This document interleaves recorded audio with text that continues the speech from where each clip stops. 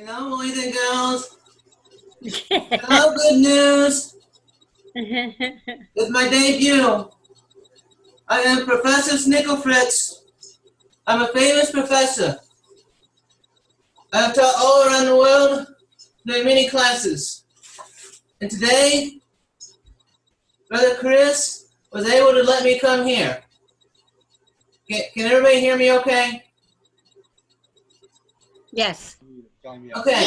Yeah. Thank you. I know it's a little loud in here because I got water boiling, so it's a little loud. So I just wanted to make sure everybody can hear me. So I'm getting ready. I'm gonna pour some water in here. Make sure I don't spill it. I don't want to do it on the hot point. That could be bad. That could be very, very bad. I don't want to do that. I'm gonna add some water. And then on top of that, I'm gonna add some ice. Ice. Anybody like ice in their water? Georgie, you like ice in your water? You want some ice? Maybe, yeah. We'll add some ice in there. So,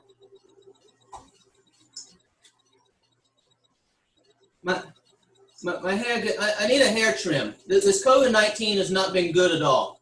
It's just not been good. And I can't find anyone that's open and willing to help me. Maybe Miss Regina can help me after this, and then maybe I can do a better job of actually seeing what I'm doing. But you know, I'm here today because Mr. Chris asked me to come, and he was asking that I do some kind of experiment to help us see God's Word. And make sure everything's going right. I should have put my goggles on before I did that. That was bad. That is not the safe thing to do. So, first thing is that I want to mention is that God's Word, there's a lot of people today that think God's Word is outdated. They think that it's pre-science and that it is no good. Well, I'm here to tell you that science is based on God's Word. And we can trust God's Word. Even though it was written 2,000 years ago, we can trust God's Word, even in science. And this is one of those today that we're going to take a look at. So even in the very smallest details, the very smallest ones, we can trust God's Word. So the verse I want for us to look at tonight, and it's just going to be a short verse, is Job 28:25. If you can remember that or write that down. But Job 28:25, what it says, to make the weight for the winds, and he weigheth the waters by measure. So, what he says here is that there is weight in the winds. Now, who knew that wind had weight? Well, they didn't until later. God's Word was first to say that we had water in weight, or we had weight in air. Yes, that's it. I have trouble sometimes. I have a lot of stuff going on in my head, and it's tough to get it all straight sometimes in classes. So, but we know that the entire chapter of chapter 28 gives us all kinds of wisdom about God's creation and how he made all things. So we see here that he made the winds and how the winds have weight. Did you know that if the winds do not have weight, we could not feel it? That's why we hear the wind fly, go through the air and move the leaves. That's why you can feel wind against your face when it blows. If it didn't have weight, you wouldn't feel that. So I'm going to demonstrate today how air has weight, and it's going to have a lot of weight. But before I do that, I need to do some safety precautions. First, I need somebody that is ready to call 911 in case things go very badly. And I have my lovely assistant over here who's going to come, and she's going to have her phone ready with 911 on speed dial. And she will be able to do that.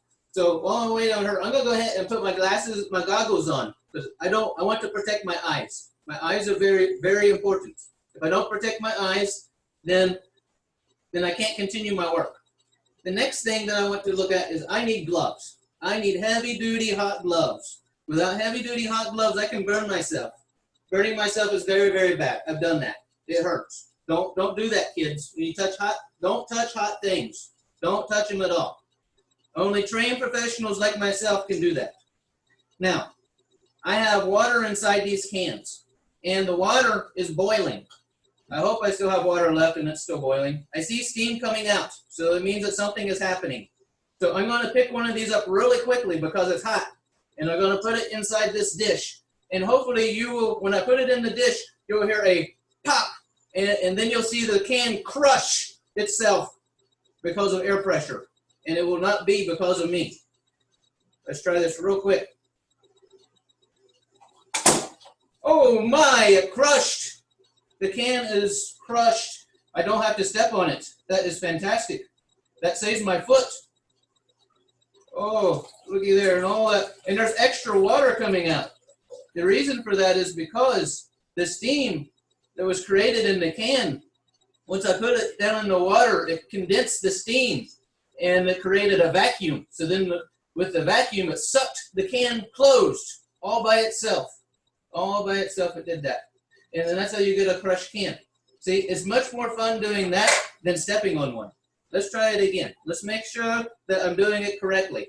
Let's try it, and let's get that one. Oh, I think that one happened quicker than the last one. That was very, very good. That was a good one.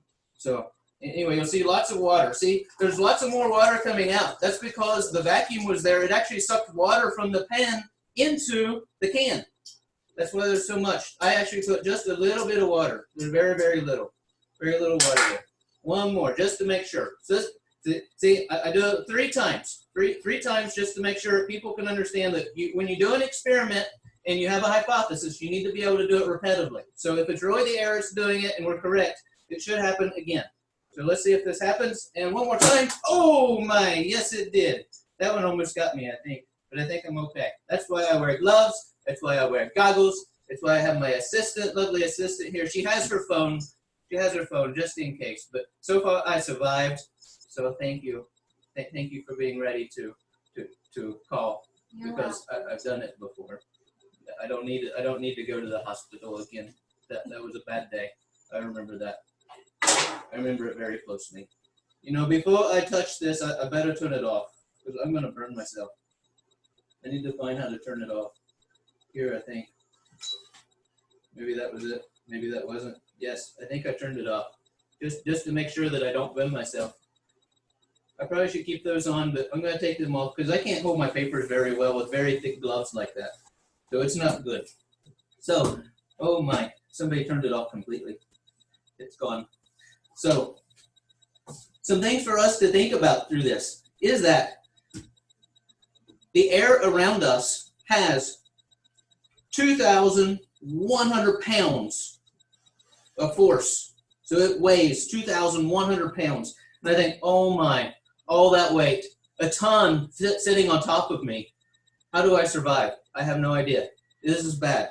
I'm going to be crushed. It's like having a car sit on your chest. Anybody here ever have that? Probably not, because you wouldn't be here listening if you did. You would have been in the hospital. But we want to remember that, to think about that in that way, that is a lot of weight. So how does that happen? Well, what we should understand is the reason that air does not crush us, because if you think about 1 square foot, 1 square foot like this, yeah, all that, 2,100 pounds, very, very heavy. That's because the air is stacked so high. I almost hit the light bulb, but that's okay. They're replaceable. See, I've been all over the world. Sometimes my accent changes because of all the places I've been. That's all right. So how we understand this is because, so even though that this air weighs so much and is so heavy, the whole reason that we don't crush under its weight is because we are considered an open system. Human beings, God's creation, are open systems. That means that there is air inside of us. Everybody's breathing, right? See, everybody can breathe. Yep, so good. So everybody's still breathing. So what that means, we're an open system, and that means that we have air inside of us and we have air outside. If we didn't have the air inside, then that's why we would get crushed. So that would be bad. So it's a good thing that God created us to be an open system.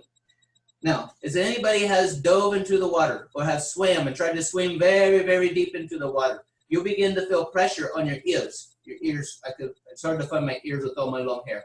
But when you swim down and you go really, really deep into the water, you may feel your ears begin to pop and it begins to hurt. Well, that's because there's so much weight of water up above you. It's pressing in on your ears.